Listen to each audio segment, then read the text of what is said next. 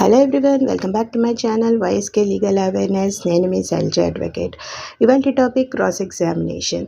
అసలు మెయింటెనెన్స్ కేసులో క్రాస్ ఎగ్జామినేషన్లో హస్బెండ్స్ని ఎలాంటి క్వశ్చన్స్ వేస్తారు, హస్బెండ్స్ అనేవాళ్ళు ఎలాంటి ఆన్సర్స్ ఇవ్వాలి అన్నది ఇవాళ టాపిక్ అండి. First question, when she left, ఎప్పుడు వెళ్ళిపోయింది? అప్పుడు మీరు టైం అండ్ డేట్ గుర్తుంటే కరెక్ట్గా చెప్పండి. ఎందుకు వెళ్ళిపోయింది అని నెక్స్ట్ అడుగుతారు. ఎందుకు వెళ్ళిపోయిందంటే ఆవిడ వెళ్ళిపోయిందండి, మేమేం ప్రెషర్ పెట్టలేదు అని చెప్పండి. అంతేకాని ఇంకా స్టోరీ యాడ్ ఆన్ చేయకండి అక్కడ. నెక్స్ట్ క్వశ్చన్ ఏంటంటే, మీరు ఏమైనా ప్రయత్నం చేశారా ఆవిడని వెనక్కి తీసుకురావడానికి అని అడుగుతారు. అప్పుడు అవునండి, నేను లీగల్ నోటీస్ ఇచ్చాను, అలాగే వాళ్ళ పేరెంట్స్తో కూడా మాట్లాడాను, అయినా ఆవిడ రాలేదు అని చెప్పండి.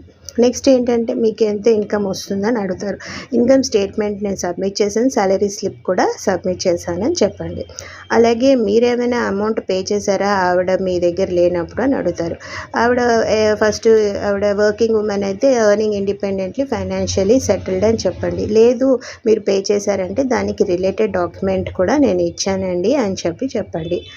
ఇంకొకటి ఏంటంటే, మీ ఆవిడకి ఏమైనా ఆస్తులు ఉన్నాయా, ఇన్కమ్ సోర్సెస్ ఉన్నాయా అంటే ఉన్నాయని చెప్పండి. దానికి రిలేటెడ్ డాక్యుమెంట్స్ కూడా సబ్మిట్ చేశానని చెప్పండి.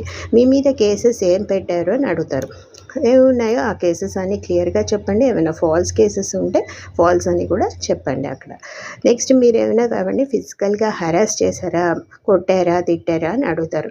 నేనేం కొట్టలేదండి, ఎప్పుడు అలాంటివి చేయలేదు అని చెప్పండి. ఇంకొక కొన్ని విషయాలు మీరు ఆన్సర్ చేసేటప్పుడు బాగా గుర్తుపెట్టుకోవాల్సింది ఏంటంటే, ఫస్ట్ మీరు అడిషనల్ ఇన్ఫర్మేషన్ ఏమి ఇవ్వకూడదు అన్నమాట. ఎస్ఆర్ నో ఆన్సర్సే ఇవ్వాలి. అండ్ ఇంకొకటి, మీరు నర్వస్గా ఉన్నట్టు కనిపించకూడదు, ఉన్నా కూడా అది మీరు స్టేబుల్గా ఉండాలి.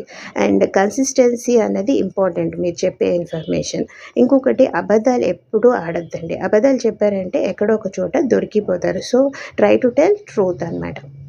ఇంకోటి, మీ ఫ్యాక్ట్స్ అండ్ కేసెస్కి సంబంధించి క్రాస్ ఎగ్జామినేషన్కి వెళ్ళే ముందు మీ అడ్వకేట్ గారితో మాట్లాడి ఆయన దగ్గర ఇన్స్ట్రక్షన్స్ తీసుకోండి. అసలు మీ కేసుకి తగ్గట్టు వాళ్ళు ఎలాంటి క్వశ్చన్స్ వేస్తారు, మీరు ఎలాగ ఆన్సర్ చేయాలన్నది బ్రీఫ్ చేస్తారనమాట. ఇలాంటివన్నీ మీరు తెలుసుకోండి. నచ్చినట్టయితే లైక్ చేయండి, షేర్ చేయండి, సబ్స్క్రైబ్ చేయండి. Thanks for watching.